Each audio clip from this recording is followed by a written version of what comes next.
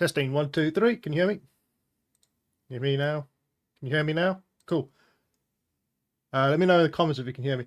By the way, thank you. Hi everybody, and welcome to the live stream. Sorry about that technical issue. I seem to have muted my mic whilst I was recording something. This is Thursday Night Chilled live stream. It's the 68th episode, and we're going to start. We're going to just have this one's just going to be a really chilled one actually, because we had that huge one where we're doing the sci-fi armor suit stuff last week or last couple of weeks, and I thought tonight we can just do a nice easy one, chilled one. I'm just going to do a little bit of a sculpt, and then you can also, whilst I'm sculpting, you can come up with an idea for the next mini project that we can do on Thursdays. Before we do that though, I do have a membership video to show you, and then we'll be straight back. So, you want to join my membership? Gotcha. Sign up. By joining, you won't only unlock members-only content,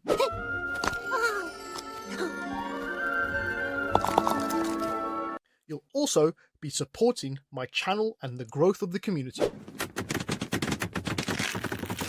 Are you ready to do your part? I'm doing my part. For as little as a price of coffee a month.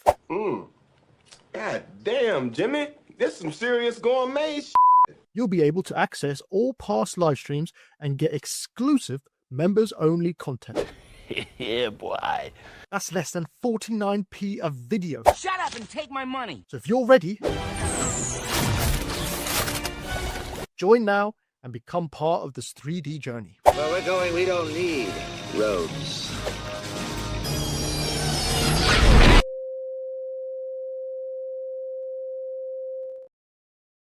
Okay, so as you saw there, you can become a member of the YouTube channel, and you can unlock all the Monday tutorials, I was going to say stream, but they're no longer streams, Monday tutorial videos that I'm making from now on, as well as some long form videos of my past projects.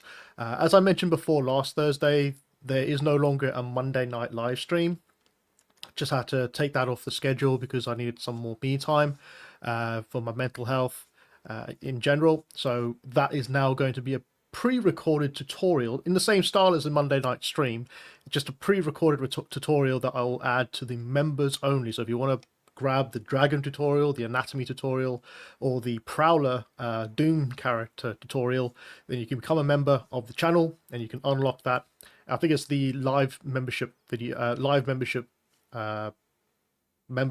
that you have to pay for that one. And if you want, you can also become a Patreon tier level 3, and you can unlock exclusive tutorials such as the Raptor tutorial, the Golem tutorial, and the new one, which is the Raptor tutorial part 2, which is the retopo in Maya. So I show you how to retopo a Velociraptor inside of Maya using some basic tools to get it sort of game ready or film ready, depending on what you want to use it for. And you can also get the files to go along with that. And this month I am having a 30% off coupon code June 2026 on my ArtStation, and you can grab 30% off everything on my ArtStation apart from bundles, but everything else is 30% off. And I've also have a 24/7 live stream, which I'm trying to update on a regular with some more stuff, so I'll probably be doing that this weekend. But check that out if you want to see some extra little tutorials, extra little hints and videos as well. It's on my 24-hour live stream. All right, cool. Let me put the comments on. There we are. And let's jump into... Oh, God, it's all going tits. 1 second. That's what I want. There you go. Yeah, it's all going tits up. Put some music on. Let's try running field. All right. So, as I mentioned before, I don't have a... I haven't got any plans for this sculpt. I have a couple of things on my screen here. I'll just bring this up. So I got a couple of things on my screen here on the left hand side. You can see here that I'm trying to mimic or try to use as a reference. That was not loading, but I think this one's pretty cool, so we'll try and do something like that whilst, you know, we just have a nice chilled hour and a half stream. Ask me any questions you like. And I think what we'll do is we'll try to keep this to 2 live streams. So for the first live stream, we'll do some sculpting, and then the second one we'll take it into Photoshop and we'll do some texture work, compositing work for it. So this is just going to be something that is completely out there, just to give my brain a bit of a break from like the sci-fi stuff that we did before. So this is the sort of thing I love doing every now and then. Well, I used to love doing them all the time, but now I can only find time to do it every now and then. So yeah, sit back, enjoy it, and we'll see how far we get. Start off with the mouth area, and this is how typically I start all my projects with when it comes to busts. I'll start with that sort of planar, human planar thing that you saw there. It's because it's just a lot easier to use instead of building up from scratch. And if you've been working in ZBrush for long enough, then you know that you don't need to constantly build things up from scratch. You can start to use like pre-made models and stuff like that. That's, you know, once you get good using it. But I would recommend that people still learn from basic primitives if you are a beginner, obviously. But when you start to get better and more confident with ZBrush, then you can start to use you know, what do you call it, starter packs or starter models, really. Right, so yeah, I would spend a lot more time being a bit more careful with the sculpts that I do, but I know this is just going to be a nice easy one, so I don't have to worry too much about perfection with this one, as long as I get the basic shapes that I want out of it. And I think we're going to go for a really creature heavy look on this character, so whatever we come up with at the end is what we'll have, I guess. Everybody having a good week so far? It's Thursday. Hope everyone's well and safe and not doing anything too stupid.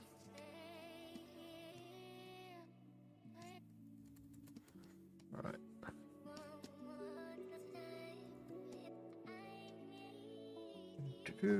Let's make it so, because we're only going to do a bust, so we don't have to worry too much about the bottom half here, but it's nice to sometimes add that little bit of extra work along the bottom as well. Bottom area, just to ground it a bit more. Hello, Alt Forever. Nice to see you're here today, as well as Joseph, my longest member of the channel. Nice to see you're here tonight as well. And anyone else that's out there, nice to see you guys are here as well.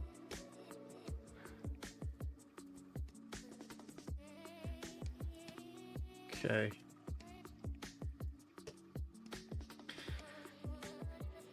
Get some teeth in here soon, just sort of block out this jaw a bit more.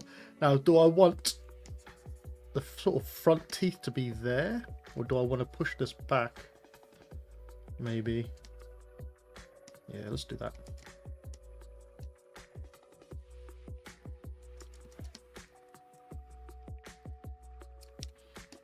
All right. See what we can do here. So we'll get some folds of skin in here. Now, I am using a Dynamesh model here, but as you can tell, I don't Dynamesh very often, or re-resolute it very often, and that's just how I like to roll when it comes to sculpting, especially in the early stages.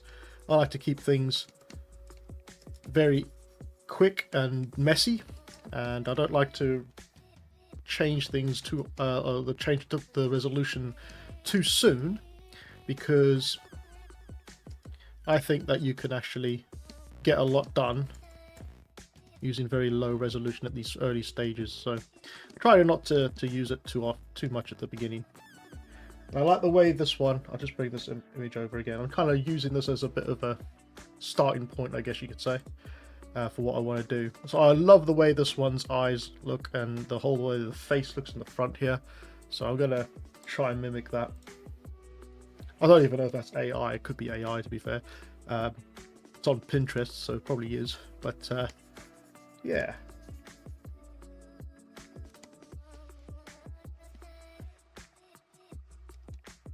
Okay, let's get this forehead on.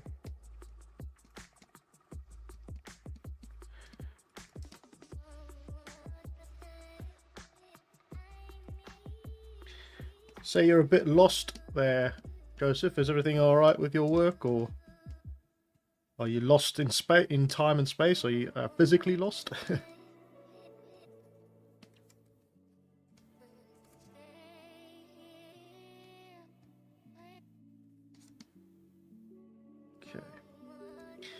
Standard brush.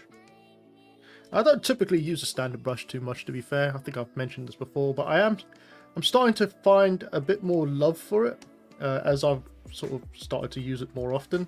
It just works a little better every time you use it. So, and that's another thing I think I mentioned quite a bit, is to try using all the brushes as much as you can and learn as many as brushes as you can. Not to say you need to learn all of them. If you can learn the bare basic ones, then you know, that's all you need to know. But it's always nice to venture into ZBrush's brush sets and also other people's brush sets and try them out every now and then.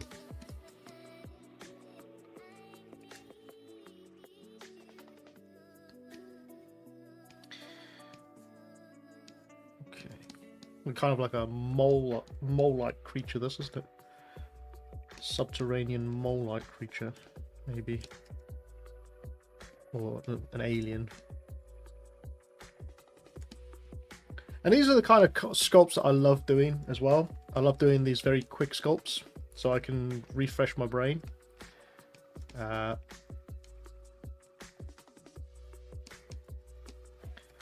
it's always nice to get these ones done.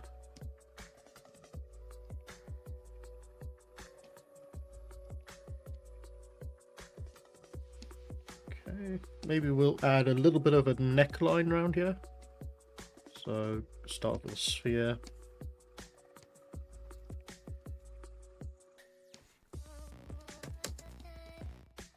Okay, symmetry on. Local symmetry on.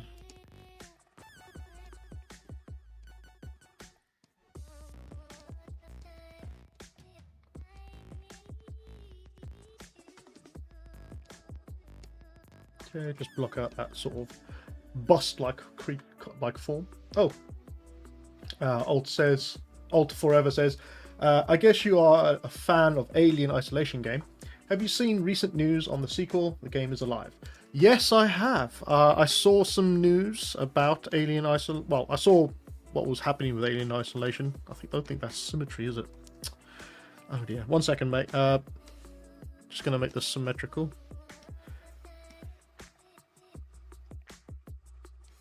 Okay, let me try that again. There we are. And then mirror symmetry. Why aren't you working? Alright, another way to go around doing this. Scale master, center to subtool world. Or is it because I got that one? Let me try this. Or is it this that's not symmetrical? Oh, okay, weird. Very weird. Why is that not symmetrical?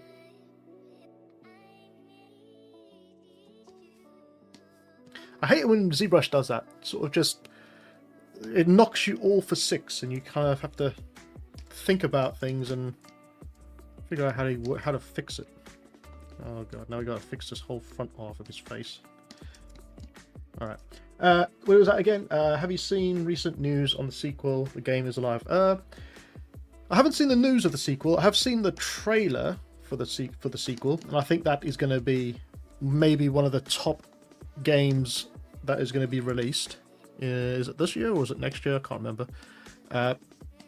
I'll tell you what, when you actually become a game designer or character artist or creature artist, your ability to play video games and do that sort of stuff, especially if you do it like constantly, it just like to create characters. You just want to step away from the consoles and stuff for a while, you know. But I have seen the preview trailer for it, and I really did like the look of it. I think the alien itself is looking really good. The sort of the little part of a sort of it.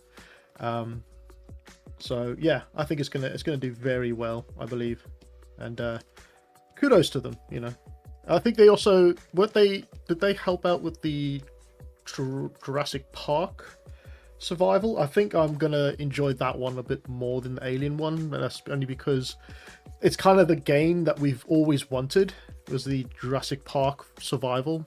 You know, you're stuck on the island, the original island, not the remake island, and you have to try and get off the island and survive it, kind of like, you know, Alien Isolation. I think that one's going to be really good as well. Mia Meketa,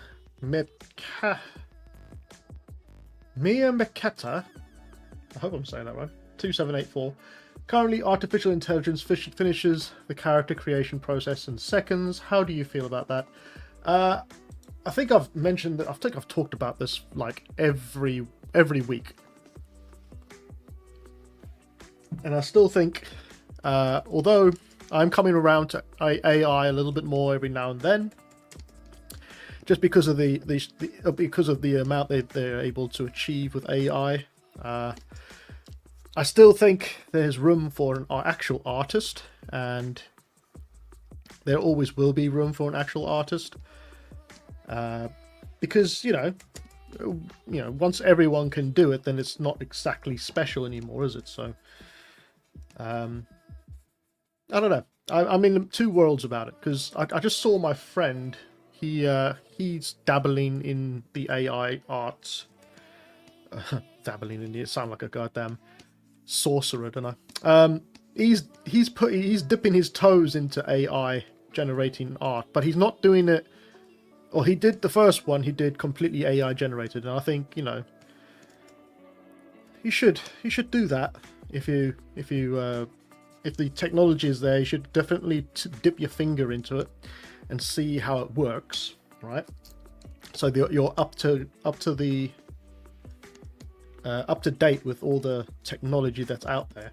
Because remember, once in a time, 3D was seen as the end of all art and art creation. So it's not like the art world hasn't gone up against this before, you know. And before that, it was what was it? Stop motion? No, maybe not stop motion, but it was the digital camera and all that sort of thing. So it's always, you know, evolving the way things are created. It's always been evolved over time. So AI is just going to be another one of those tools, just like ZBrush is right now, that will evolve over time, and people will just start to use it, right?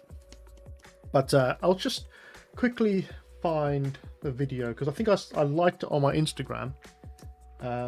So I'll just show you what I mean by this, because what he's done is that he's just released a new video of one of his sculpts, right, that he's done. I'll find the video, one second. Yeah. Let me just bring this over to the screen. So if you haven't seen this video yet, I highly recommend you go and see it. Well, I'll just play it in the background. As you can see, it's two dinosaurs. This is the actual original dinosaur that he actually created, or this creature, alien creature, he actually created in 3D. So he's done the legwork of actually creating the character, and then he's run it through the AI software in order to animate it and whatnot. But if you read what he has on the side here, I'll read what it says. It says another notable feature. Oh wait, sorry, that's the wrong thing. It says ZBrush, Maya, Arnold, Photoshop, Dance AI, and After Effects. proof of concept videos using hybrid workflows such as this are used by major studios in the competitive pitching and pre-production phases to visualize a concept or idea to a client earlier on, with the aim of getting shows awarded and bringing work to large teams of VFX artists for the final CG project. Now, that's exactly what I was trying to say in a previous live stream when I was trying to sculpt and talk about this at the same time. I think that this technology could be very useful for that exact purpose, right? Where you have an idea, you don't have a lot of money, but you want to pitch it to a client or Hollywood, and you don't have a lot of time to hire someone, or if you just want a proof of concept of the actual piece and then you can hire the people afterwards, then AI can be used in conjunction with your own models or another artist's models that you're hired or whatever, to create a sort of basic pitch to a cinema, right, or to a Hollywood. And if you hold on, I must it now. Look here, it is actually his model. I'll show you where his model is. So this is the actual creature that he created, right? So he actually sculpted this, and you can see that he did like what 90% of the actual sculpting work on this creature, and then he just zhuzhed it up inside of Photoshop, inside of the AI thing. But you can see he's an experienced artist. I mean, he's a lead artist at a studio, so he's an experienced artist. He knows what he's doing, and I think that's another thing that people need to realize with AI is that yes, everybody can use it, but it also means that if you don't have someone that's skilled in using AI, then everything will just look like slop. That's why when you look online, let's say, when you look at the sort of stuff that you see, that slop stuff that, you know, people make in their spare time who aren't kind of what do you call it? I'd say learned, but are not I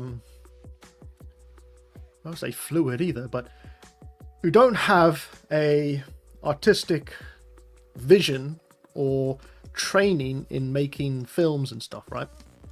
Because anybody could, like I said, anybody could just make slop on AI, but it's going to take an artist to really make it look like it's professionally done, right?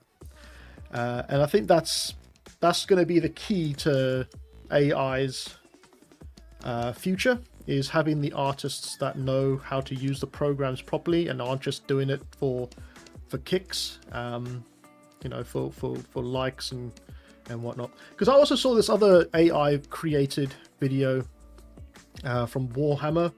There's a guy who's doing these Warhammer AI videos, and they look pretty good, right?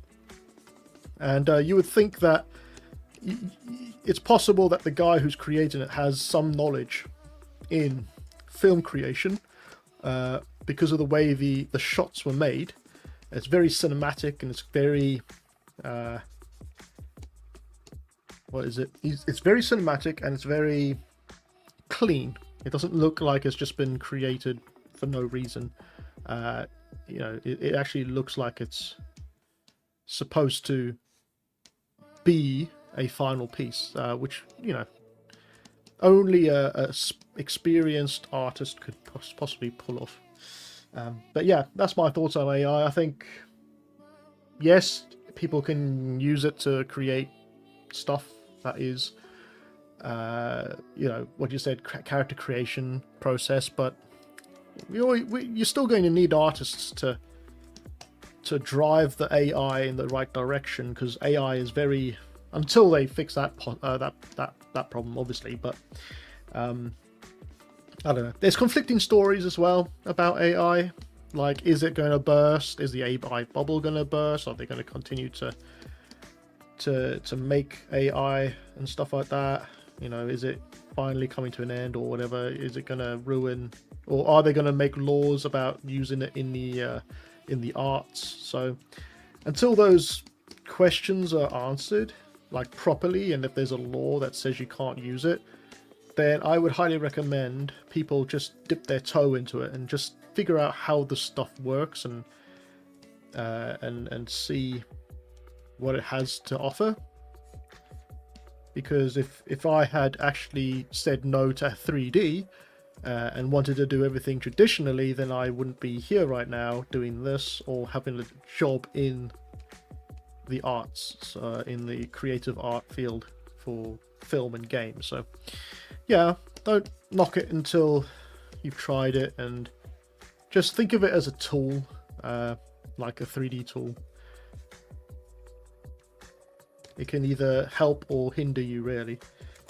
And also, I think there was a lot of talk about the credit system for AI. So at the moment, the credit system for AI is very cheap, well, relatively cheap. So people are just going in and spamming AI like you can't believe, and that's why we're getting such slop, right? But once the AI market comes, or if the AI market becomes more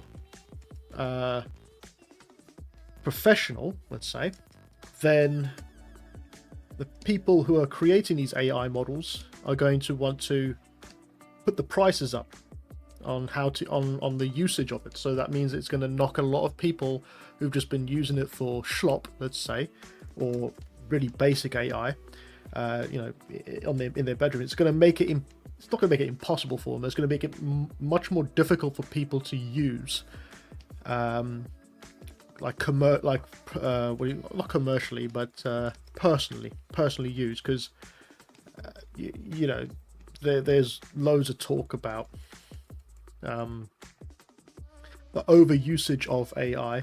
Even at the early stages of, like, now, it's getting overused quite a bit, and one way you can actually stop that overusage is to make the prices more expensive for the ordinary person. So they'll probably make it so expensive, just like you have with Maya and all those other programs. They'll make it so expensive that only the big studios will be able to use it, or people with a lot of money will be able to use it in the near future. So I'm not too worried about that aspect as well. It's like it's just like back in the day in New York, or anywhere really, but specifically New York, when they were creating drugs. I don't know if I can say all this on YouTube, but they were creating drugs in New York back in the day. They would have someone who would go out and sell the illegal amphetamines to people, or give them a taste tester, right? And then that person will go away, taste it, like it, get hooked on it, come back for more, and then they have to start paying the price. They have to start paying more money for it, right? That's basically what AI is like right now. They're basically giving everyone a taste tester of the programs, and then once they get addicted to it, or they find they can't do anything without it, like artwork without it, then they'll start pushing the price up of it, just like they did with the sort of drug epidemic in the back in the day. So yeah, don't worry too much about AI. Just dip your toe in it whilst you can and see how it works. Alt Forever says, I watched the trailer a couple of times and the pod looked like the one where you locked Alien in the first game. Yeah, I've heard mention that it's a sequel, the sequel to Alien Isolation. The sequel, the second one. I've sort of heard a little bit of rumors that it's the same character as the first one you play as, because I think at the end of the Isolation, you see her floating in. By the way, spoilers alert. You see us floating into space, right? And then apparently there's a cutscene where they manage to get her from space and put her into a cryo capsule, and I guess then they also find an alien or remnants of an alien, and they take that as well, and then she wakes up, like she'll wake up at some point in the second game, at the beginning of the second game, and then you know, they'll tell her, we found you floating in space, don't worry, you're safe. And then they'll slowly come to realization that the alien is awake and alive still. By the way, I'm just spitballing here, by the way. I have no idea. So they'll just, you know, the alien will get loose, as it always does, and she will have to try to get off the planet, because I think it's planet side now as well, which will be quite interesting, I think. Brian Acosta, nice to see you're here again. Hope you're doing well. Old Forever says, although I don't know how I feel about open locations, but I'm still excited for the game. I remember when I was around 10 years old when the first game came out, and I spent a week trying to get through that. How? Wow, 10 years old. How old is... Well, wait, 10 years old. How old are you now? That's crazy. I think I was in my early 20s when the game came out. Right, I'm getting old. AI is going to I'm saying that again. AI is only going to improve and get more demanding. There's already some news that RAM is going to get expensive, even more by the end of the year. Yeah, so you see, that's another issue. They are going to have like I said, only the big companies are going to be able to use the AI, because they will actually buy the subscription to it in the future, when they have the in the future, and then, you know, everyone else will be priced out basically. So it'll be used professionally, just like what do you call it, Maya, just like Maya is. You know, you have to have a subscription to buy it, and it'll be like that really. So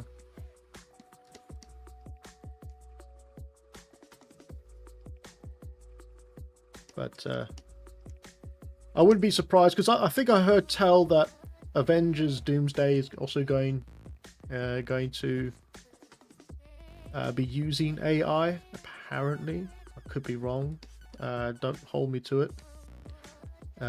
Allegedly, that's what I should be saying. Allegedly, that Avengers Doomsday will be using some sort of AI to create things, or to fill in some areas, which is a bit crazy really. Oh, he says he's going to be 22 in a week. Wow, 22. What the hell was I doing at 22? Oh, I can't remember. I think I was working in a gym when I was 22, I believe. Waiting for my opportunity to get into the games industry, or into the industry in general. I remember those days. So I became a gym, well, not a gym, like a gym receptionist at my local gym when I came out of university. And that was an easy job, man. That was so easy. Basically, all I did was, because it was a small gym, it wasn't a very big gym.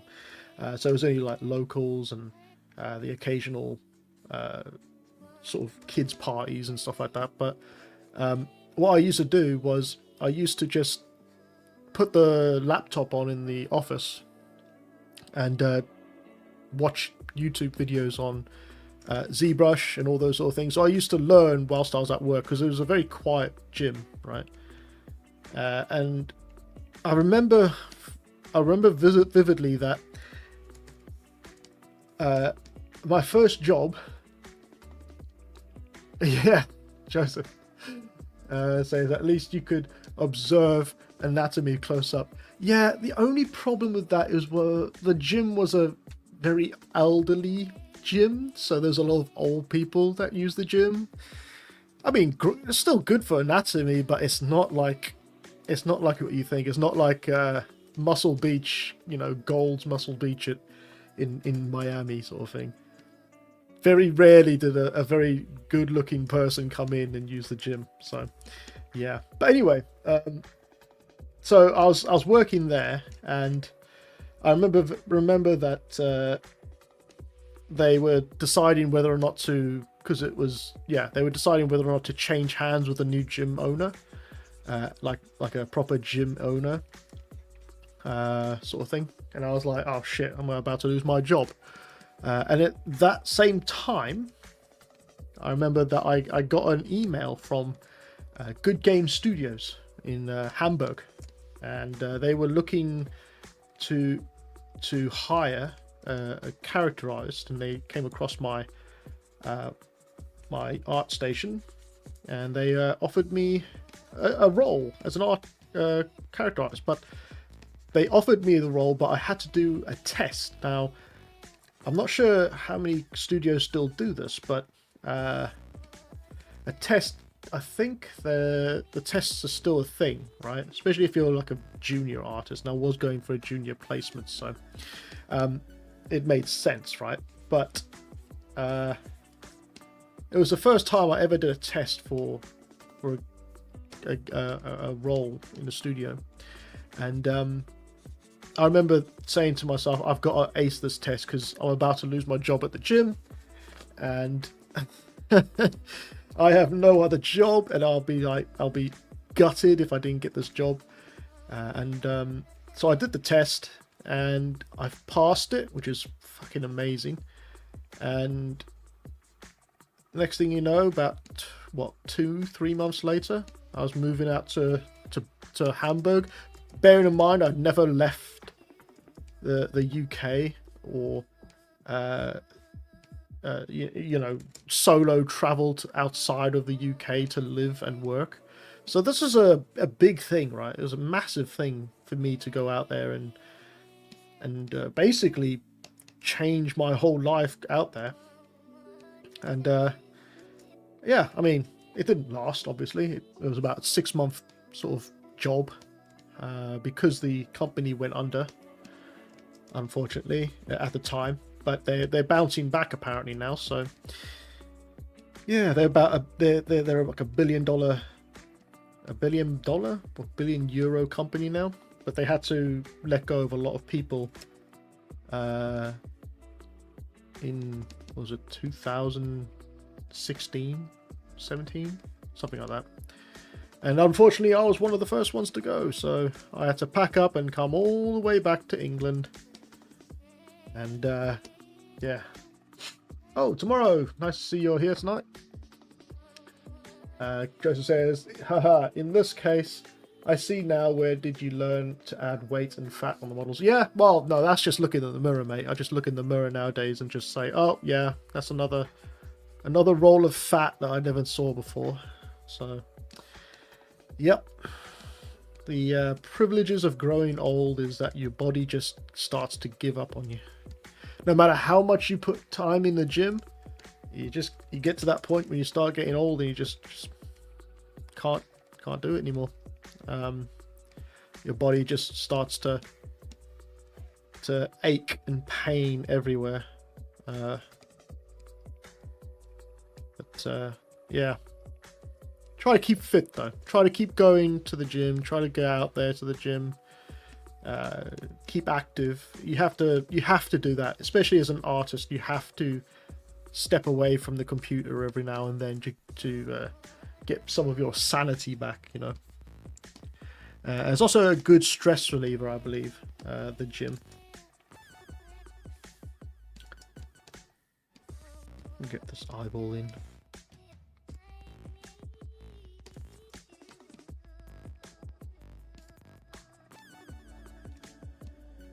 Okay, mirror that over.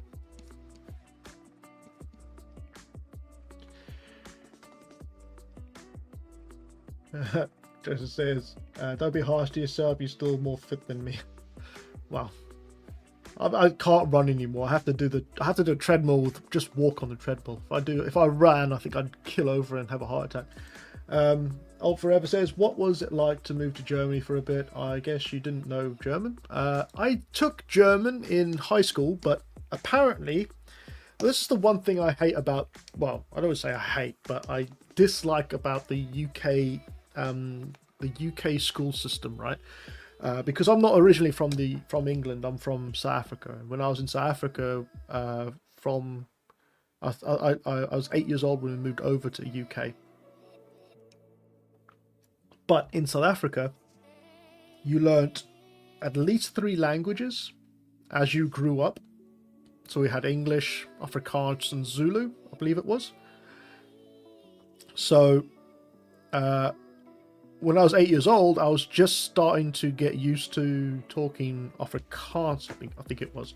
But like my brain, it's like a sieve, so I can't remember a damn thing about Afrikaans or Zulu, whatever it is, that I was supposed to learn. So, and I was at the very beginning stages of learning, so 8 years old. Then I came over here, and I didn't start learning another language until I was in my early teens, because the high school system is so stupid. You learn French and German, but you have to wait until you're in high school to start learning French and German, instead of doing it in primary school, where you can actually have kids listening and paying attention. Because when you're a teenager, you just don't care about learning a whole new language. You're more worried about, have you got a girlfriend, or have you, what's the next party, or other things, completely other things, apart from learning German and French. So like I said, I took German when I was in high school, and I think I got must have been a D for German, which is not great. And so I learned a little bit, but I was out in Hamburg for such a short time that I couldn't really pick up the German properly. And I think a lot of the people around me were fluent in English, because we were all sort of foreigners from all different walks of the earth and different places of the earth. So, our common tongue was English. But it's not like we went out there specifically not to speak German. It's just that we found it easier just to speak English, I guess. So we never really picked up the German language, unfortunately. It's kind of like a spring break, but it lasts for like 6 months. So Joseph says, spoiler alert, age 40 plus will be worse. Well, thanks very much for that. I'm really looking forward to that. I'm thinking, if a highly talented guy like you loses his job and faced so many rejections in the industry, how could a noob like me even dream about the industry? Well, it's difficult to... It is difficult to get into it at a later stage. I really... That's important. Like, if people in England, and especially the adults in England, because I have a massive fucking gripe with the way things are done in this country when it comes to education, and when it comes to picking a career course or career journey, right? Because the people in this country, they literally don't enforce the importance of what you want to do in your later life, right? So I went through college, I went through high school. Well, in high school I was very good at art, so I thought, okay, I'm going to need to know something to do with art if I want to live, because I did a work experience in an insurance company, my mum's insurance company that she worked at, and it was the most boring fucking thing. No offense to anyone, no offense to anybody who's in insurance or whatever, but it is the most boring thing to sit there in front of a computer and do filing and all that sort of thing on insurance, whatnot. So I knew that sort of job is just not for me, right? I can't do that sort of job. So I learned very quickly that if I was to have a job, it would have to be something creative. And I'm so glad actually that I did that work experience at that company, because otherwise I wouldn't have known, and I probably wouldn't have been doing this right now. But that's another thing I'm sorry, I'm just going to go off on a tangent now. But it's also like, I wish that high schools would teach properly how to do tax returns, you know, how to do the basic tax return, or the business skills and stuff like that. Not when you get into college and you have to pick a goddamn semester, or a sort of accountancy or anything like that. If they taught us how to have a mortgage, taught us what a mortgage was, taught us what debt was, taught you what an ISA and what the stock market is, and in high school, then at least those 4 things are more important, especially nowadays, than anything that you can learn inside of high school. So that's more important than English, I guess. English, science, maths, or history. Those other 4 subjects are way more important than English, science, maths, and history. Even though you need maths to do it, counting and whatnot. But you know, they have stupid subjects such as RE, which is religious education, which I think is the most bloody thing to have in high school. You shouldn't really care that much about religious education inside of high school. I don't think it's necessary. I would happily swap that subject out for how to remortgage a house, you know, how to set up a loan, what is debt, and how to stay out of debt, because now you got people that are in debt to their eyeballs because they've never been taught what debt is, and how not to, you know, fall into the trap of debt and all that sort of thing. So yeah, I really have a gripe with education in general, about those sort of things. And I could go on forever about education, to be fair. Even the universities, I think, now that I've been through it myself, I think they're a waste of time. I think if you want to learn something, especially in nowadays, when I was at university, we didn't have YouTube like you've got YouTube today, or online learning like you have today. You know, you had to physically go out there, you had to physically search, like, through multiple online pages just to try to find a tutorial that was a full tutorial on how to do 3D stuff. Nowadays, anyone who's a 3D artist can be a teacher or a tutor online, yeah.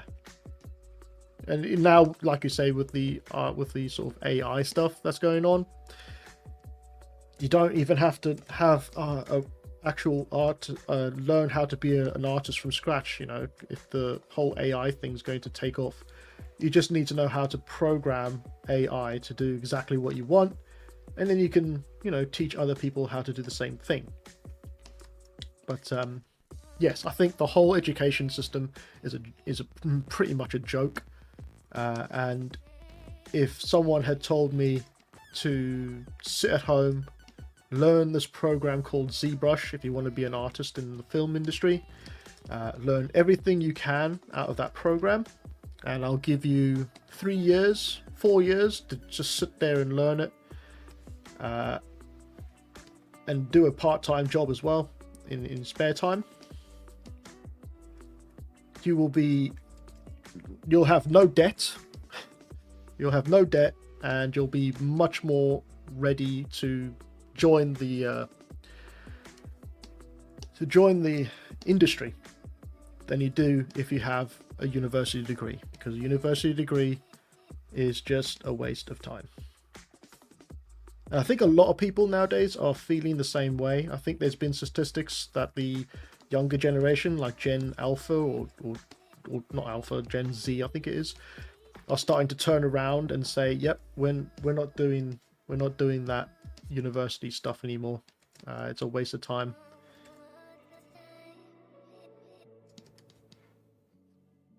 You're better off. Well, I don't want to say that, but you know, if you're stuck for choices in the industry, or if you really need the money, an apprenticeship in electrician or builder is more beneficial than a university degree. And I will always say that university is pretty much a scam at this point.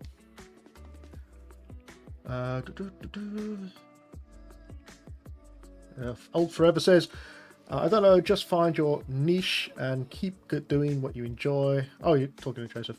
I aim to sell models on different platforms for passive income for now. Yeah, I mean, you could do that. That's totally worth doing. If that's not something that, if you can't find a way into a studio, because I know a lot of people want to get into their first studio, and I know it's so difficult to do it. If you find that it's not working out, then there are other avenues you can go down with 3D that can make you money, right? It doesn't always have to be a studio job. You can also sell 3D printed stuff. So if you become knowledgeable in 3D printers, then you can become a 3D printer artist and create whatever you want and 3D print them. And if you feel that your skill set isn't great with modeling, then don't worry, because a lot of the 3D print artists, the ones that are pretty good, that are doing pretty well, they're selling cherubs, these sort of easy sculpt, soft sort of stuff that they can 3D print really quickly, like little models and stuff. It doesn't have to be always have to be super detailed stuff that you're printing off. It can be basic things. That's another route I would take as well. If I had the space, or if I had like a garage, I would definitely set up a 3D printer and start 3D printing like anything and everything. And you don't even have to be a 3D artist to do 3D printing. You just have to have a 3D printer, download a 3D model from online in mass. So let's say there's need for a bottle opener, and there's a bottle opener 3D model out there that you can buy the rights to. You buy the rights to it, you 3D print it, you pack it up, you ship it, and you sell it on Amazon, you sell it on eBay, you sell it on online stores like Shopify, Etsy, stuff like that. You make yourself a small business doing that sort of thing, rather. So you don't physically have to 3D model anything. You can just be like a 3D printer, Then you can build up a base of 3D printers and do it that way. But it all, like I said, it all depends on your ambition. If you want to be a 3D artist, then it's not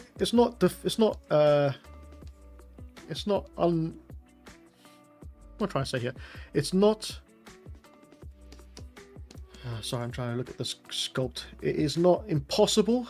It's just that there's a lot of people at the moment trying to get a career in it, I guess. Yeah, it's a difficult one, really. But don't stop. Don't stop working.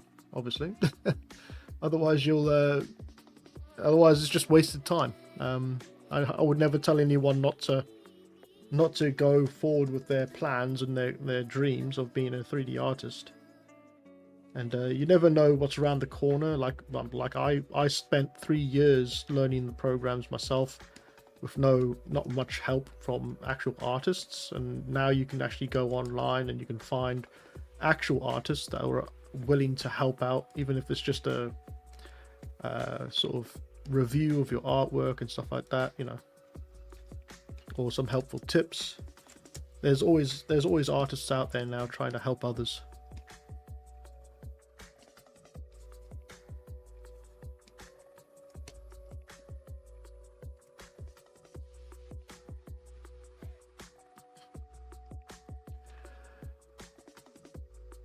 Oh, Tomorrow says it's time to renew my ZBrush sub again. £358. Should I do it? Ooh.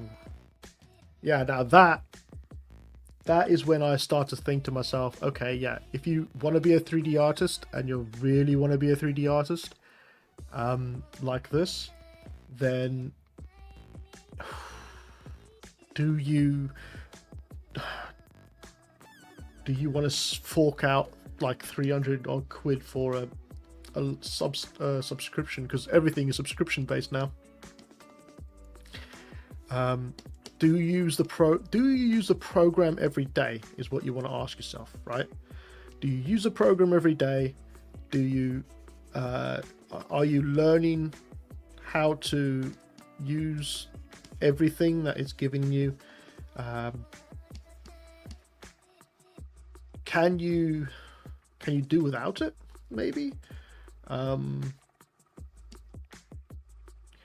Yeah, difficult one, especially when it comes to ZBrush. ZBrush is the one program that if you are wanting to be a 3D artist, you have to know. You have to know how to use ZBrush. Now, a lot of people say, what about Blender, right? Well, yeah, Blender has its own tools that mimic ZBrush, but again, industry standard, they want ZBrush at this time. It may be in the very near future that they'll start to use what you call it, Blender more often or more, because of the subscription fee that comes with ZBrush.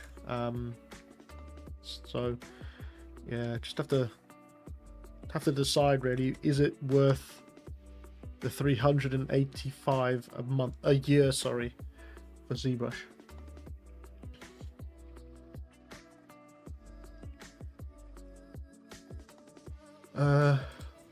Joseph says, yeah, I'm cursing myself why I was not able to come up with the idea to learn 3D earlier. Yeah, it hits people at different times, but I do think that people you know, they don't regret learning it. I have seen other artists that were like, I'm not gonna say old, but they're not spry, like they're not young artists, but they figured out how to use ZBrush and you know, found their way into the industry. So it's not impossible.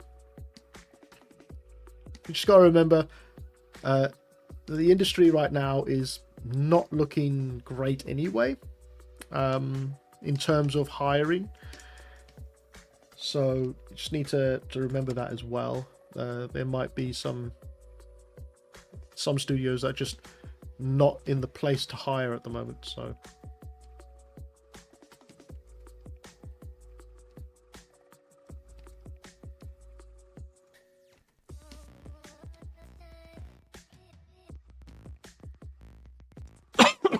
sorry about that.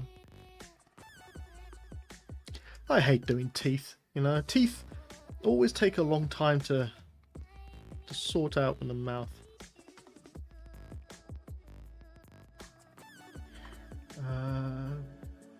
Alt Forever says, my parents wanted me to learn coding, but when I was 1 year away from graduation, started doing 3D and enjoyed it more, and I felt like I had higher chance of success there. Yeah, coding's a lot of people are moving to coding actually because of the fear of AI in the creative area. A lot more artists are actually moving towards coding, which is something that I think I could never do. I can't sit there and look at text on a screen and you know, be happy with it really. Be happy with that sort of job. See if there's anything else in here. Just having a good natter, you guys, which is good. We just have to check my pass. I made it through. I thought it's gonna be quicker.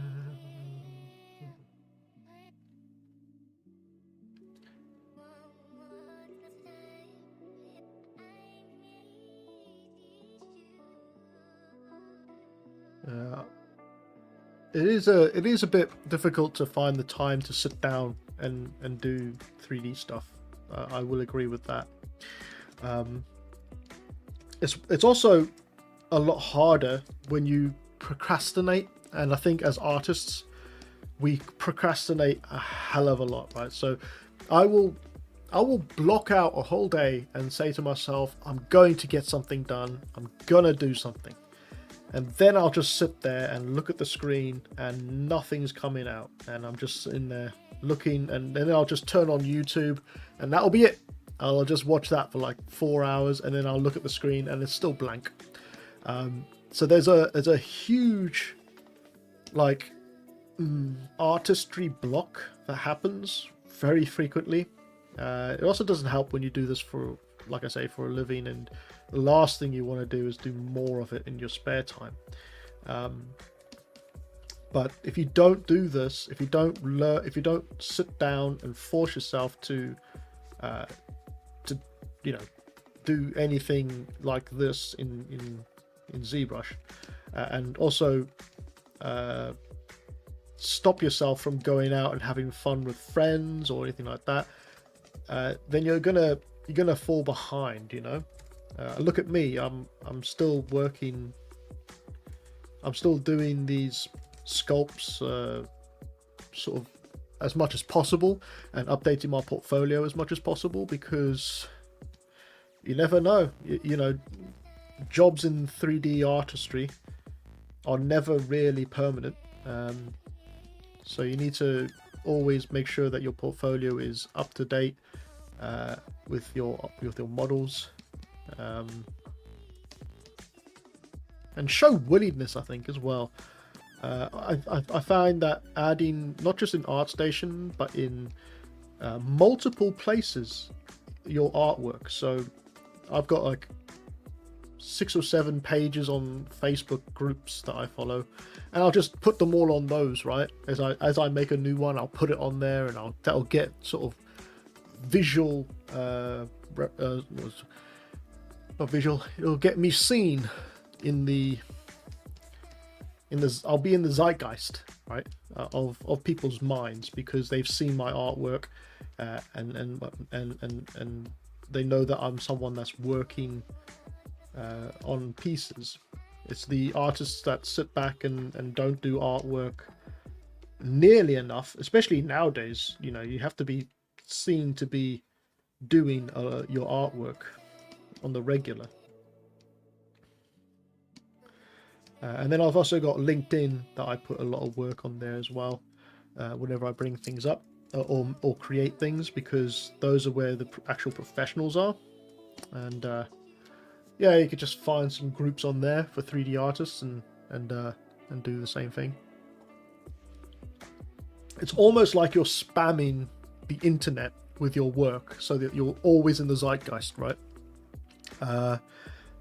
Yeah, I mean, like a lot of people, that's how a lot of people find who I am and how to get in contact with me for work, like freelance work and stuff, is by just spamming my work onto the internet and getting noticed that way.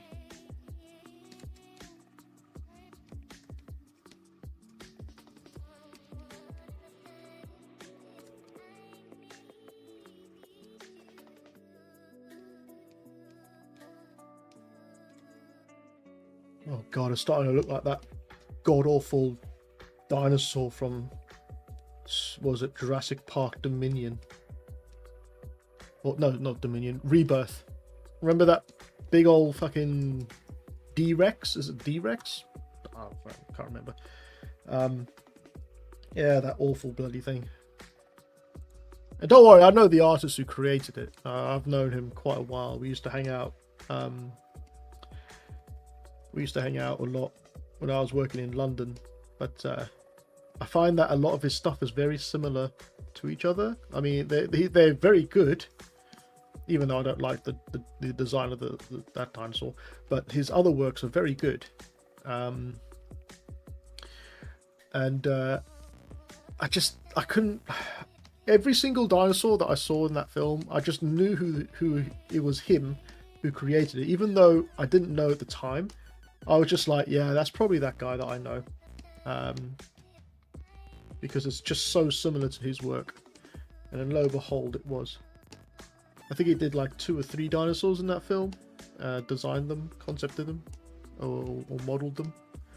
So, did I just copy that into? 1 second.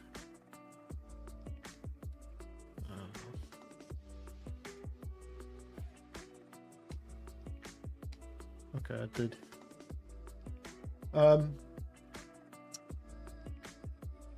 Joseph says, thanks for both of you, the words, yeah, and at the beginning of the stream I said I'm lost because recently I started to feel kind of George McFly. You know, I'm grabbage, what people will say, and so on. That's not... Ah, okay. George McFly. That's a Back to the Future reference, isn't it? Nah, mate, don't worry about what other people think, because if you know, I used to think the same way. I thought, what if people don't like my artwork, and what if people, you know, take the absolute piss out of the stuff that I create?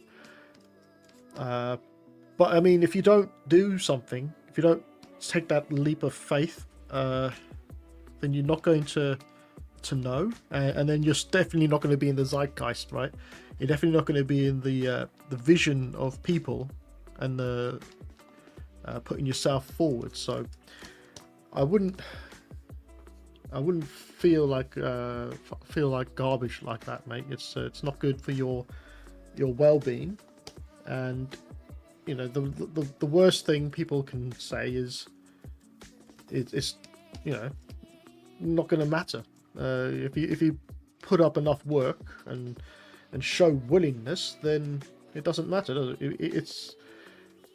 It's all about what the person who's trying to hire you thinks of your work and your potential, because there's always just potential, isn't there? When they're hiring a junior artist, specifically a junior artist, they're looking for potential as much as the work as well, and the skill. They're looking for potential to actually work on projects and do things. So, you know, don't cut yourself short there.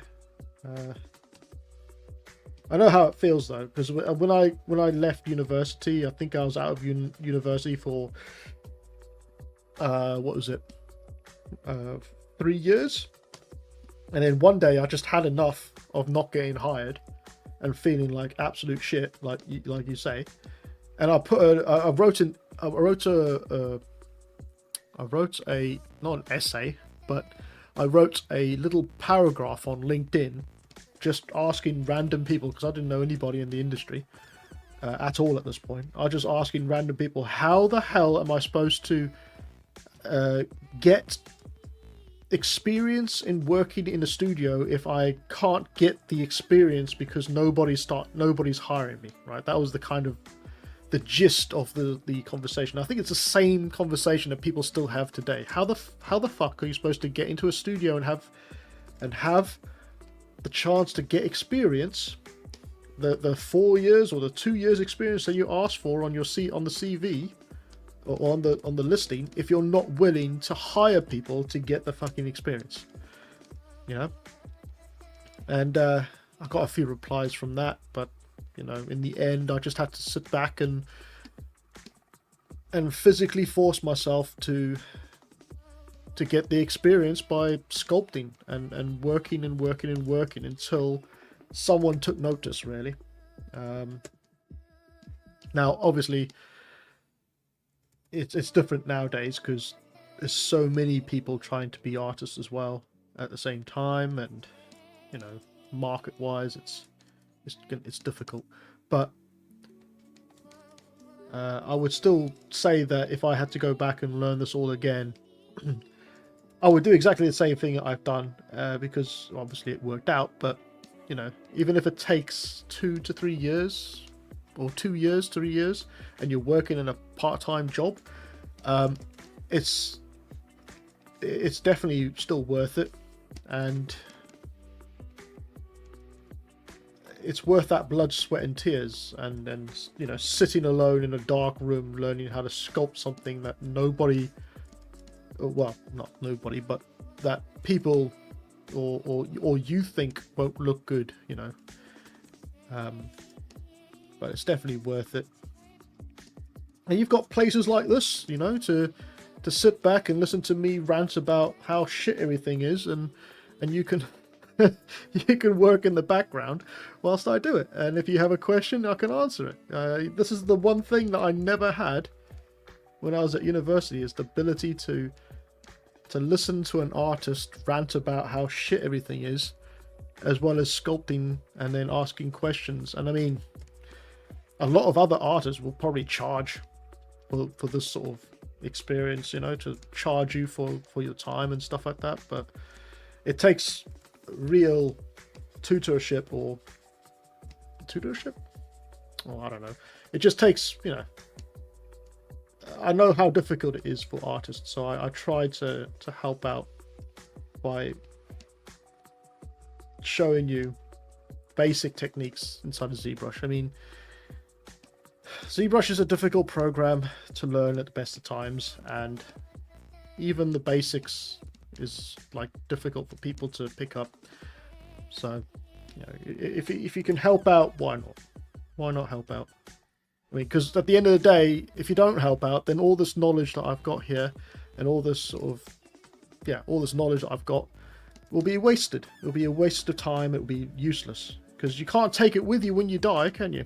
Not that I'm going to die anytime soon, but you know, what's the point in harboring all this information in your head if you're going to keep it to yourself? So why not just share or spread it?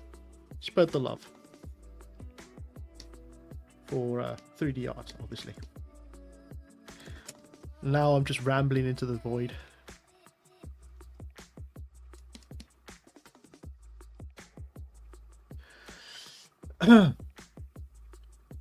Alt4 says, I yesterday spent the entire day on fixing shading for a mag for a gun.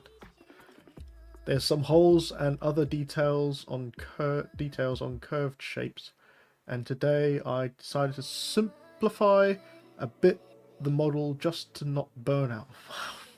Yeah, but the good thing is, the next time you do it, it's going to be easier, right? Because you retain the knowledge and hopefully you know, the workaround. Because I've had oh, trust me, even today as a professional artist, I still have those days where I'm sitting looking at the screen thinking, how the hell is that polygon, and where the hell, you know, how the hell do I fix it? And why is it over there and not over here? And why, whenever I hit the 3 button in Maya, does it blow up the model? And where's my UVs gone? And, you know, that sort of thing. All those little things that take about 5 seconds to fix can literally take you a day sometimes, just to think around it and figure out why things aren't fucking working properly. But then you retain that knowledge for the next time it happens, or the next time you get into that situation. So yeah, it can be a hindrance learning stuff.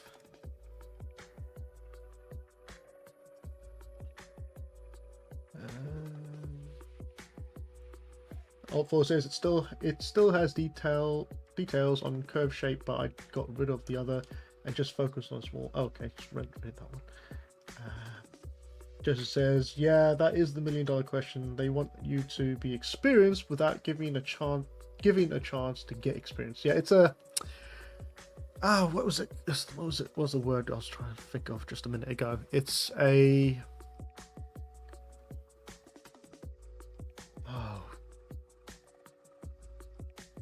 oh no, it's gone. I can't think of it. I hate that when your word is on the tip of your tongue and you just can't remember what the hell the word is that you're trying to think of. Not an oxymoron, is it? Oxymoron? Or I can't remember. Maybe it's an oxymoron.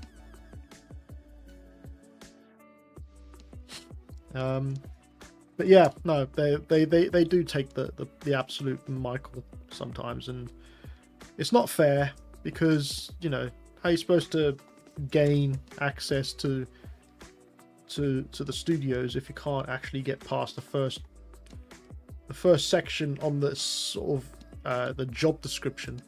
And trust me, even I'd sometimes sort of sit there and think to myself, Jesus, do I actually have the experience to do this job if I apply for it? Because they're even asking like professional artists some of the dumbest fucking questions on these applications, right? And you just sit there and you think to yourself, God, do I know every single program? Do I have to know all those programs and stuff? And the majority of the time, you don't even have to know all the programs, to be fair. As long as you know the basic ones like ZBrush, Maya, Photoshop even. But mainly ZBrush and Maya. And a bit of, if you're doing game design, maybe a little bit of Unreal Engine. But when you start looking at the qualifications for the job, it'll be like, oh, we need you to be able to, I don't know, to rig this character, then animate it, and also have a great understanding of CC+, and, you know, putting your head behind your ear, or your head behind your legs, and kissing your ass goodbye and stuff. You know, that sort of thing. That sort of thing is what really pisses me off, because even, you know, you can't know everything. And even if you do know everything, then you're a liar, because you don't know everything. Okay. And I think they just do that to paint a broad sort of qualification for the single role, like a generalist type role. Even though you're more specific, you probably, you know, line up being a generalist. And so if ever I see those sort of roles and stuff, I try not to think too hard on it, because, you know, majority of the time you can blag your way through those sort of things, and you should just apply anyway. Even if they're asking for the moon, just apply anyway, because you never know. There's always someone there when you start a job to help you anyway. So yeah, they'll never just leave you be, unless you're working in the film industry. Then you're, you know, pretty much screwed. But if it's a game studio, they'll typically have an artist there to help you out and help you settle in, and you can learn how to use the program and the pipeline. The majority of the problem really is the pipelines when it comes to studios. It's learning their pipeline, and trying to figure out how they work around things and stuff. But the actual sculpting part, or the texturing part, that stuff is pretty easy, and you can learn how to do that whilst you're on the job anyway as well. As long as you have a portfolio that shows some sort of skill base when it comes to art, or knowledge about art in your portfolio, should be fine. Okay, I don't even know what I'm doing with this head anymore. I'm just faffing about with it now.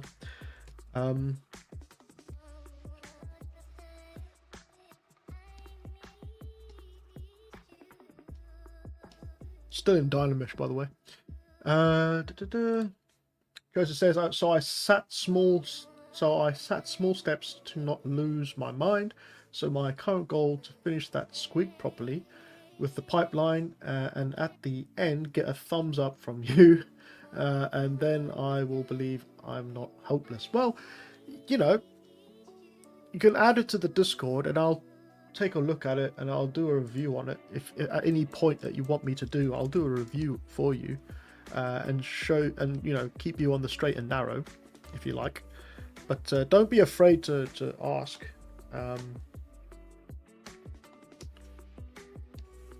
Because the worst thing to do is just sit there in the dark and not have any clue what's going on. So if you need me to look into it, that goes for everyone as well that's on my Discord. If you need me to look into it, what the hell's going on here? If you need me to look into your artwork or your project, or if you want some feedback on your project, then add it to the Discord channel under the work in progress review stuff. I've got to at some point get on that fucking Discord and fix it, because I know I don't spend much time on Discord, and that's because I'm so busy with other things. But you know, I dabble in it every now and then to check out what people have been working on. There's a lot of stuff that people are working on the work in progress stuff, which is great. So I will try to get more time into it. But if you do want me to look into your work, Joseph, then just stick it in the work in progress updates. What is it called? Let me try and find it. 1 second.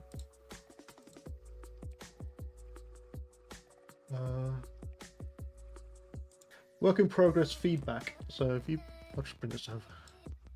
So you see here, just stick it in the work in progress feedback section, and I'll take a look into it, because that's another great thing about that, is it keeps all the project in one area. So you know, we can have a sort of kind of one-to-one in that sort of regard, because it can get lost in the other sort of chats.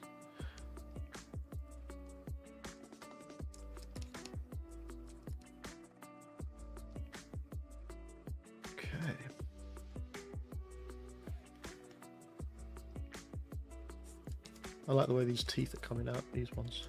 Oh shit. 1 second. Okay, they're all one.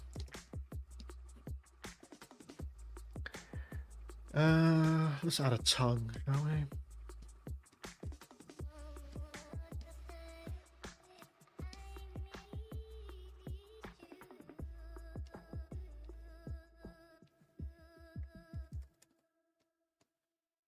Switch it on.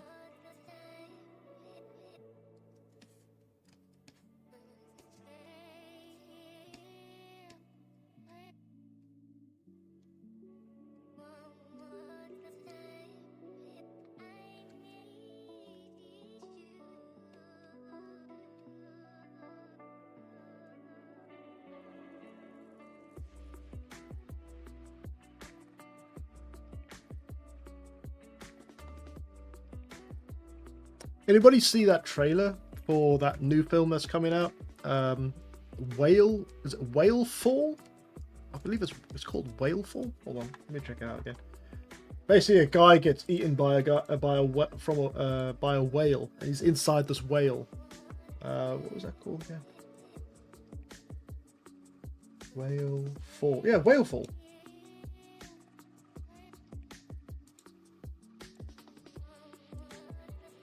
I'll put it over. I won't put the mute sound on, because people are just. I can't deal with the sound being, you know, whatever. But it's this thing. It's the guy from Deadpool. His name, I can't remember his name. But yeah, interesting film. Basically, he goes underwater. I'm just gonna skip through it. But he goes underwater. He sees this big fuck off whale in the deep, and then gets chased by a squid. And basically, he gets eaten by the whale. So you can see here, gets chased by a squid. The squid gets eaten by the whale, and then the squid grabs a hold of the human and drags him under. And there's a huge long bloody section in here. Hold on, look at that. He's getting eaten by. This is a trailer, by the way. So he's getting eaten by this whale. Because the squid won't let go of his leg, and it's basically Jonah's whale, or Geppetto, holding onto the tongue, and it gets sucked into his stomach. I mean, what the hell? There's actually 2 films coming out. There's Whale Fall. And then there's The Fall 2, where I don't know if you saw the first Fall film. I didn't, but it's on. I think it's on Netflix or it's on Amazon. And basically, a very high up place, and then these people get trapped on this sort of bridge on this mountainside. In the second film, the first one is like a really long spire type thing that they get trapped on. They climb to the top, and the ladder shatters. I was just thinking to myself, what, what is it with the fall films now? You know, don't get me wrong. I think it's a great new sort of journey into different genres, because I think a lot of people are kind of sick and tired of the films that they're coming out at the moment, like the reboots, the remakes, you know, the whatnot. That the worst one I saw trailer was the Moana trailer. I don't know if any of you guys are massive Disney Moana fans, but that's god awful. That looks god awful, and it's too soon. You know, it's too soon to make a Moana film. I think they should have left that for a very long time before making a remake out of it. But I guess you can't do that because the Rock is getting old now, and he is pretty old right now, and so they got to make it before he hits his sell-by date. So, but yeah, I think it's not looking good. There's some aspects I like the big old crab creature. I like the big old crab creature. What do you guys think about it? Let me know in the comments section what you thought about the Moana film. But I like the big old crab. I think they got that looking good. And I think it's going to be an interesting scene. But like I said, it's too early for the Moana remake. Anyway, that's my little rant. Ooh.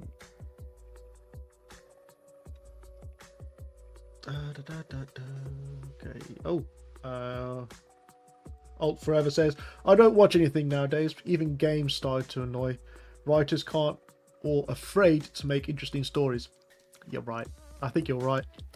I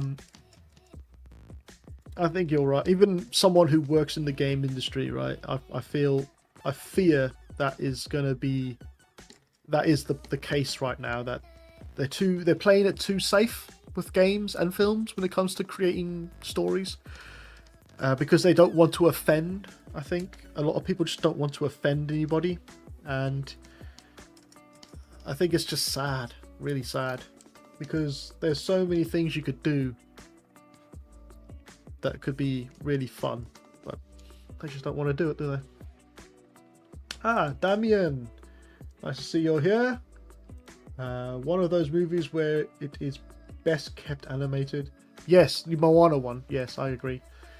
Joseph says, I didn't see the original, but I agree it's too soon. I also think Harry Potter... Oh, don't get started on the Harry Potter remake, because, well, Cakester not here, so can't really discuss that without Cakester being around. Alt4 says, the prime example, the Boys series. They told us the last season is going to be bloody. Lots of characters will die, but in the end, only one character dies, only at the end of the season. Yeah, I didn't. I dropped out of The Boys after season 1. To be fair, I watched a little bit of season 2, but I just can't. I can't deal with that. It's just gratuitously stupid. Can't say that word. It was just stupid. It just became a form of bashing political, adding political crap into what should be a fun sort of story to watch, like a fun take on superheroes, and a piss take. But it just became so political and so cliche, and I don't know. I gave up on it. I didn't enjoy the last ones, and I don't even watch them. So it doesn't, I have hardly an opinion about it. But I will say, from what I have seen other people talk about it, it just fell flat like Game of Thrones, I guess, because the whole Game of Thrones thing was a massive letdown for a lot of people as well. And I think that was near the beginning of the issues with storytelling from Hollywood.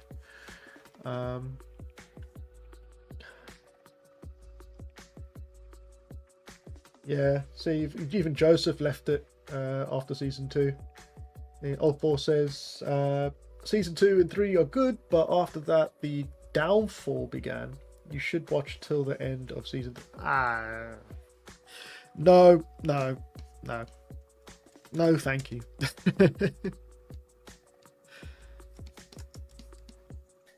It's too infuriating because it's like everything is politicized within the entertainment sector now, and I just can't deal with it.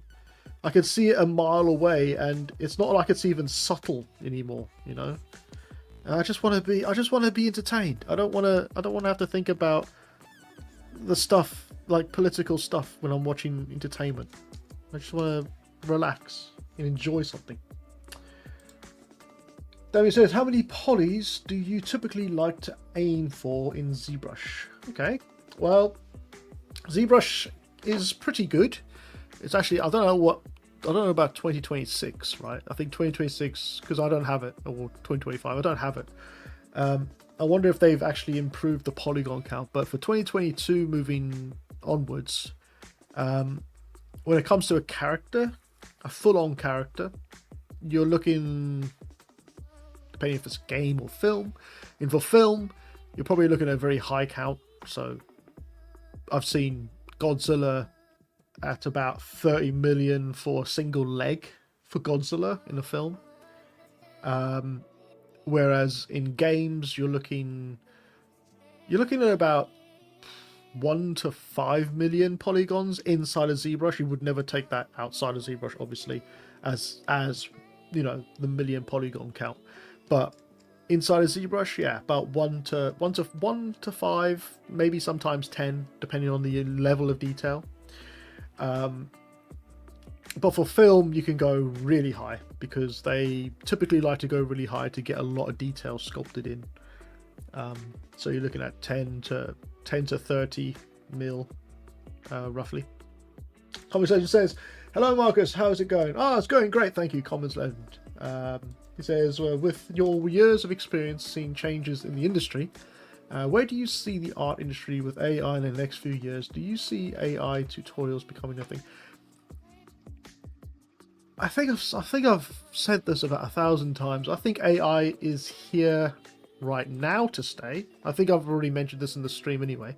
It's here right now to stay, but eventually it's going to be overpriced because of the demand for it. It's going to be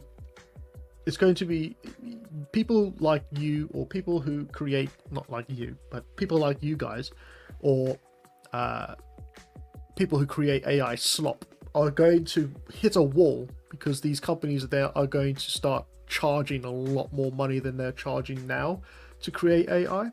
And so only people with actual experience and also big companies like movie houses or game studios, the big ones, are going to be able to afford to use AI because they're going to start putting like the Maya subscription fee to it, right? You pay X amount a year to get the credits to use the AI.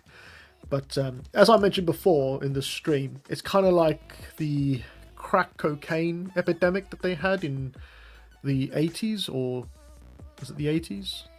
Late 80s, early 90s in New York. Was it late 80s or 70s? I can't remember which year it was. Anyway, it's kind of like that. So a person would go out and give the amphetamines or the drugs to people to test for free, and then when they got hooked, they would start to charge them. Right? It's the same thing what's happening with AI right now. They're giving it away at a reasonable price for now, but as soon as people get hooked to it and they can't figure out how to make art without it, then they'll start to charge you heads over heels amounts of money.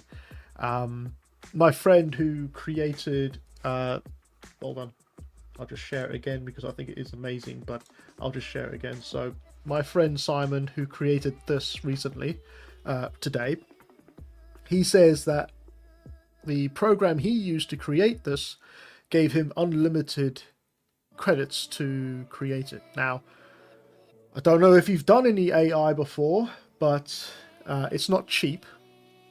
And to get the correct looking shot for your film or your short like this is, it'll cost you a lot of money, because you have to constantly regenerate the shot if it's not correct, and so on and so forth. So he said to me, you know, it's pretty, he's just dabbling in it at the moment, but it will become more expensive because the program he's using in the very near future, in a couple of months time or soon, they will be dropping that ultimate free credit subscription, and you'll have to be charged for it. So they're already starting to pull away from the free usage of the crack cocaine, and you'll have to start charging, you'll start being charged a lot of money to get those credits to use AI.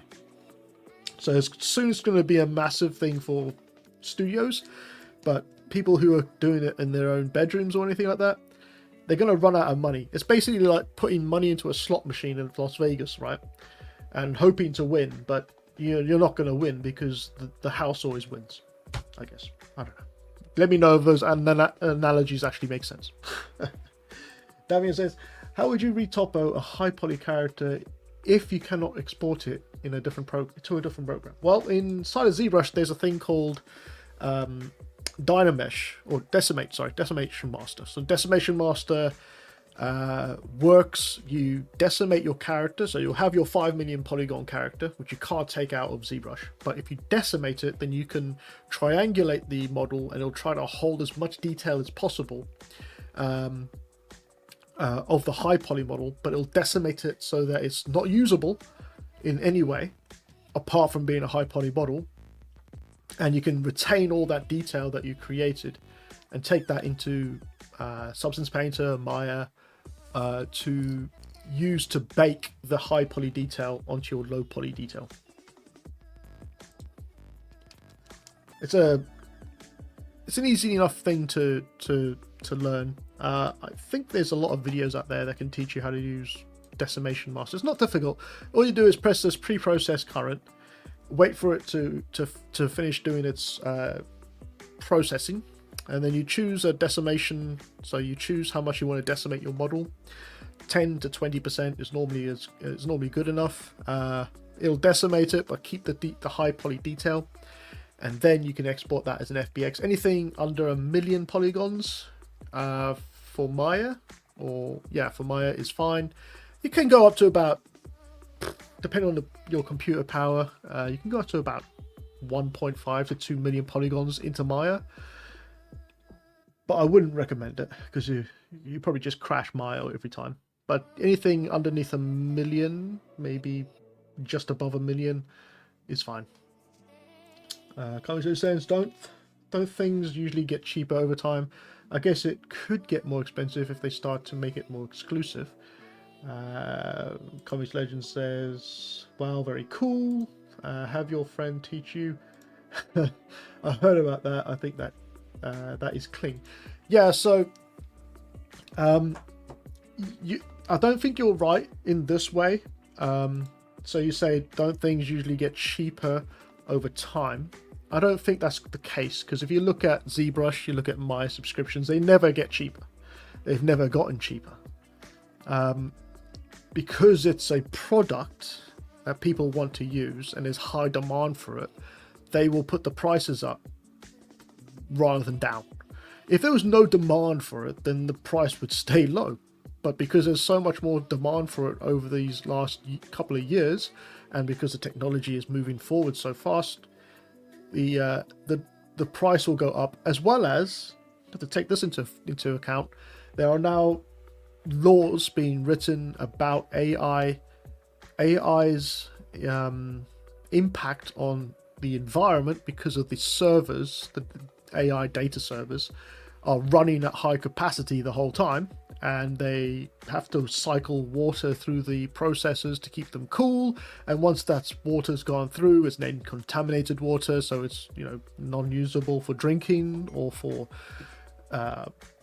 farm irrigation and stuff like that. So they're probably going to make it more difficult for AI data centers to be used for just slop, and so the price will go up. And so that's sort of kicking everyone who can't afford it out of the market and putting it there for people who can afford it, and it'll be a more exclusive thing. So yeah, I don't see it getting cheaper over time.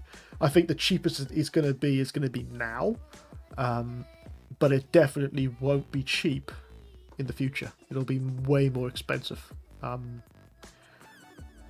So yeah, don't think that AI is going to be, everybody's going to be able to use it. It's just going to be a select few that will create for everyone else, right? It's like a pyramid, well, not a pyramid scheme, but it's like a pyramid. The person who's using it at the top will filter whatever he creates to everyone else, and everyone else will just watch because they can't afford to buy it or buy into it. Sorry guys, that's a downer for you guys, but I'm just, that's how I feel it's going to be in the future. So I'm not worried about AI taking over my job, because only the big studios will be using it. And just look at what's happening with the big studios at the moment. All right. So I don't know about you, but I think the smaller studios are winning over more people than the big studios who have all the funding in the world, right? Look at all these indie developers that are now creating Hollywood films from their games. So you had that Iron Lung film that came out from a YouTube gamer who funded it. And it's now like made 10 times the budget it was to create it. Then you had the Backrooms. Was it Backrooms? No, it was Obsession. That's the one, the big one that's in the cinema right now is called Obsession. A lot of people are going to watch that. And that cost $700,000 to make. And it's already 10x'd the amount in sales and income or for that. So I think it's what is the budget? Let me just look it up real quick, guys. I don't want to say Obsession budget versus box office. Oh wow, okay, so apparently according to Google, it says Obsession has made 330 times its budget and breaks a box office record. So 330 times its budget. How much did the Obsession film cost to make? Where is it? 750,000, and went on to gross over 224 million worldwide. 224 million. So I think that's an indie director. That's not someone that's working in massive Hollywood films. That's an indie director who's made that film for $700,000, and he's 330 times the amount he's gained in revenue from it. I don't think Hollywood is ready for what's coming. I think that a lot more indie developers are going to start to come forward and take on Hollywood, obviously, and that's the same thing for the games market. Look how well they're doing. The indie games developers are making hand over fist. So yeah, I don't know what I lost my train of thought there, but yeah. Damien says Obsession was a great but scary watch. Okay. He says the movie made like 200+ million so far. Yeah, exactly. I'd like to see it, actually. I'd like to watch it. I'm waiting for it to come out on Amazon. I can't sit in a cinema anymore, unfortunately. Those days are over because people just won't shut the fuck up inside the cinema. That's the one thing I hate about the cinema. And then you have bad audio or people on their mobile phones, crunching of other people's food in their mouths. Oh, no, sorry. If I'm going to watch films, I'm going to do it with my comfort at my own home.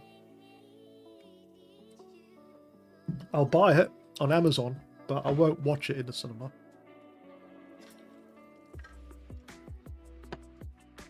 Oh. Right. I'm not sure what else I can do to this guy, to be fair. Maybe I can join the bottom. Yeah, let's join that.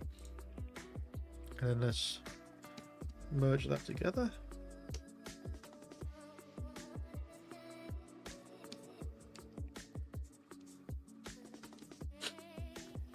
Comic Zone says, I saw the He-Man movie and quite enjoyed it. It was better than I expected. I mean, I haven't seen it yet, but I've heard good things about it. I'm a massive, I won't say a massive fan, because, you know, I had the toy when I was a kid, which was the toy that spent most of its time in the sandbox. So it was fucking ruined, but I am a fan of the concept of He-Man and the creation of He-Man, I think, more than the actual sort of TV show, the kids TV show. I appreciate the the story of how He-Man came about. I think it's just funny as hell. If you haven't seen that on Netflix yet, then definitely go and watch that. I think it's more entertaining than, I guess, well, I'm going to guess because I haven't seen the film yet, but I think it's more entertaining than the film, the making of He-Man, the toys. But yeah, I want to see that. What was his name? Jared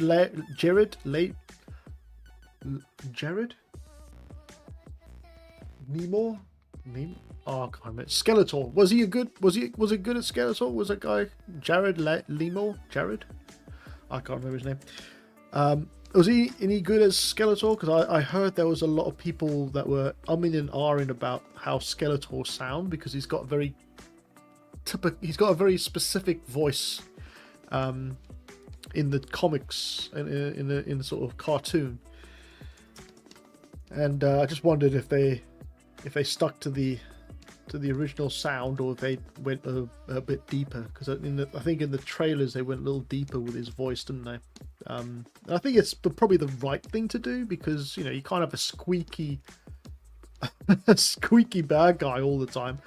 You just couldn't take him seriously. So, but I want to know what his laugh is like, because I think that's what a lot of people are probably wondering. What is Skeletor's laugh like? Is it like the cartoon, or is it completely different?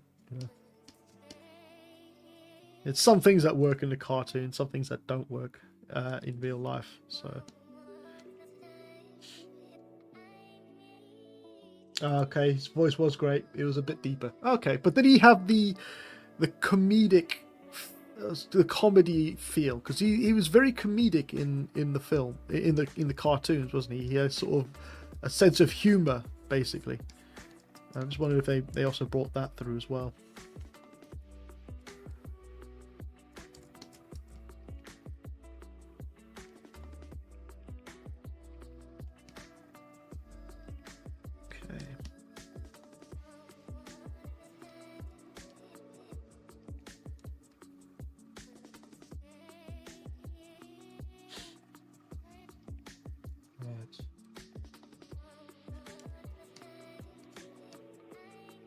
That's not too bad.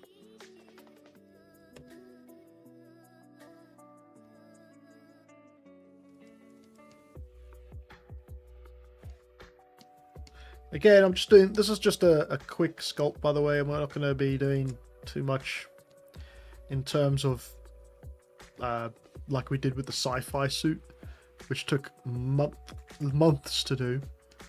This one's just going to take us maybe one or two sort of live streams just to get this one done, whilst we refresh our minds and think up a new thing to make, basically.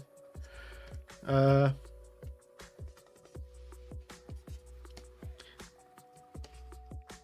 and yes, if you weren't here last week Thursday, you probably noticed that I haven't got a Monday night live stream anymore. That was discussed on last Thursday's live stream, so I'm stopping the Monday night live stream, and I'm gonna make it a members only video from now on. So it'll be just tutorials for members only. It was always just tutorials for members only anyway, but I just made it a live stream event and then put it on to the tutorial section afterwards. But I've decided I'm just going to stick it straight to members only. Get myself a Monday night back. Comedy said, yeah, it had great comedy throughout, Skeletor included. Sculpt He-Man. No. I don't think so. Jesus, that would take forever. You know what it's like? It's like when you have to sculpt something that's in the zeitgeist or in the memory of everybody's head, and they know exactly how it's supposed to look. It's so difficult to get it right. I prefer to do things like this, right? No one's ever seen this creature before, but that way it doesn't offend people either. I mean, if I was to do He-Man, I think what I'd do is make that an actual tutorial, because you got hard surface and you got soft surface, and you've got weapons and armor and stuff like that. I think that would work really well for a long form tutorial. So maybe after the Prowler, we'll take a look at that. I was thinking more along the lines of a creature design for the next one, maybe. Old Forever says, by the way, do you do only sculpt, or you can work in other fields? So I can do video editing, as you probably know from my online YouTube channel. I do my own video editing. I can do some painting, digital painting. I'm not very good at the old hand painting. Most of my stuff is digital. I'll just show you real quick.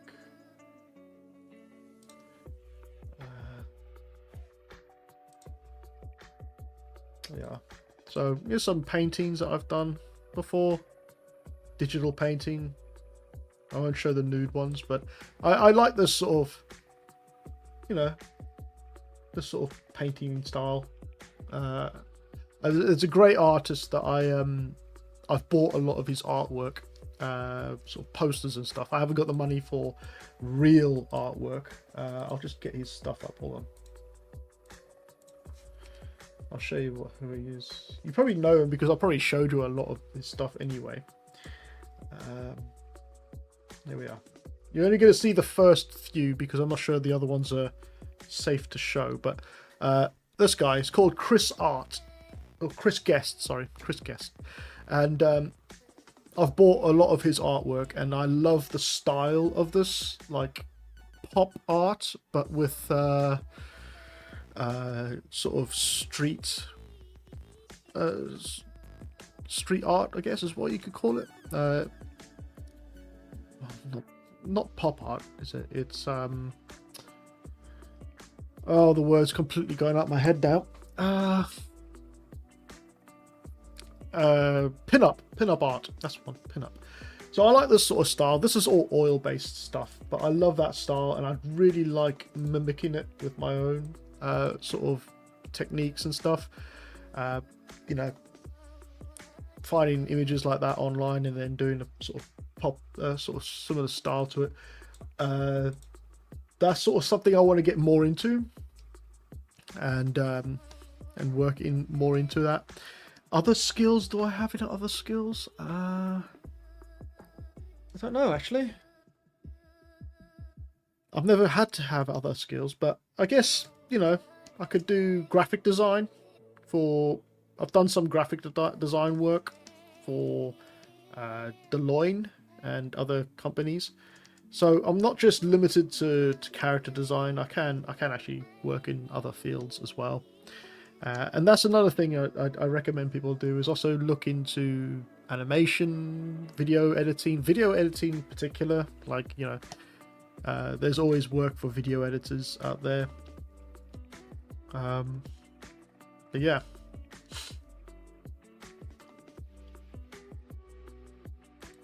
Even if it's just a bust. Yeah, I mean, are we talking a photorealistic He-Man, or are we talking the toy He-Man?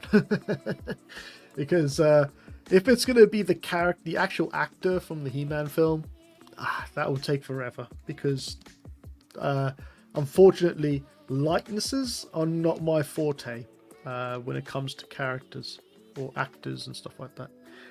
I prefer to I know where my skill range is, and when it comes to likenesses I'm very hesitant to do it because, you know, everybody knows what the actor looks like, and if you get it wrong then it's not good. But that's why I try to stay away from too much of a likeness type stuff.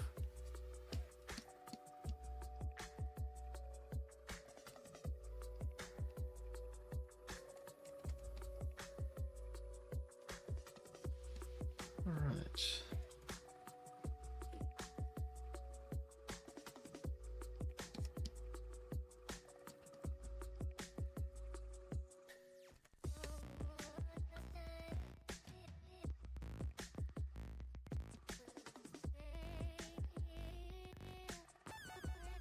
Okay, I'm gonna leave that there, and yeah, I'm gonna leave that there for tonight, guys. I think this is a pretty good bust. We'll finish this. Yeah, definitely finish this next week. What I'll do is I'll do a little bit of work, a little bit more work to it. You know, prep it for next week. So I don't really want to spend too much time doing this like too much, because I want to move on to an actual project that we could work on. So I'm going to leave that here for tonight, but I might work on it a little bit more in the weekend. If I don't, then it'll just be a really quick detail stage on Thursday, and I want to get into poly painted, rendered inside of ZBrush, and then composited inside of Photoshop. So yeah, that's the plan for this guy, and we can do that next week. Hopefully finish it next week. But yeah. Oh, by the way, I am having, I'll just pop that up on screen real quick. There's a 30% off sale on ArtStation, and all you got to do is use June 2026 coupon code at the checkout to get 30% off. But that's only on single items, not bundle packs. But you'll get 30% off all single items. All right. And don't forget to check out the 24-hour live stream that I have. If you want to just have it on in the background, you know, chill with it. There's some tutorials in there you've probably never seen before, like mini tutorials. I'm trying to get more mini tutorials added to that because, you know, it's better than having long form tutorials, I guess, on a live stream. But yeah, we'll just check everything else. Yeah. Forever says I meant more 3D fields. For example, subdivide, environment, sub D, is that substance painter, environment, animation, rig, etc. Yeah, I can do animation. I can do some rigging, and environment art is much easier than character art. So. Character sculpts. So yeah, environment art is a bit of a learning curve, for the environment stuff. But once you've learned that, it's much easier to do.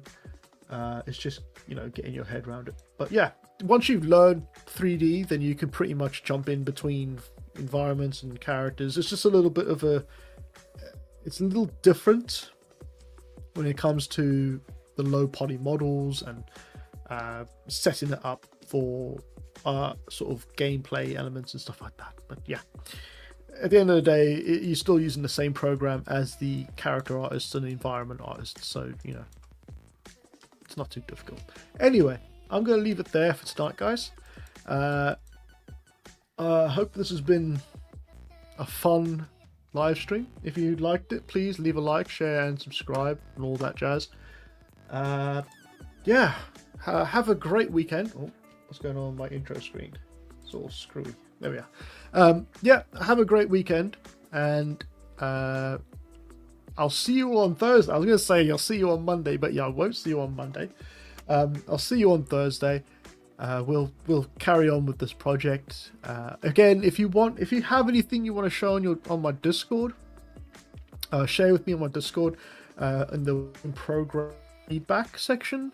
Then leave it in there, and I'll take a look at it. I'll try to get around to doing it this weekend and getting that Discord and proper look into it a bit more. But I've also got Monday night to look into it as well, so hopefully I can spend some time there. But yeah, I hope this has been a good live stream. I can't believe it's 2 hours gone already. I hope you enjoyed it. Have a good weekend. Don't do anything stupid, and stay safe. All right. Take care, guys.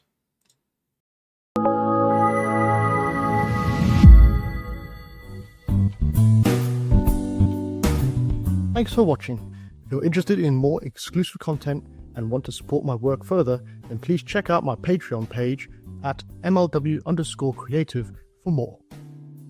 Also, view past live streams you might have missed in Tier 3 tutorial support, where I will be archiving future streams moving forward. If you are interested in other full-length tutorials, brushes, and models, then check out my online stores for more useful content. I would also like to thank all my subscribers and patrons for supporting me for this long. Again, thanks for watching and stay safe.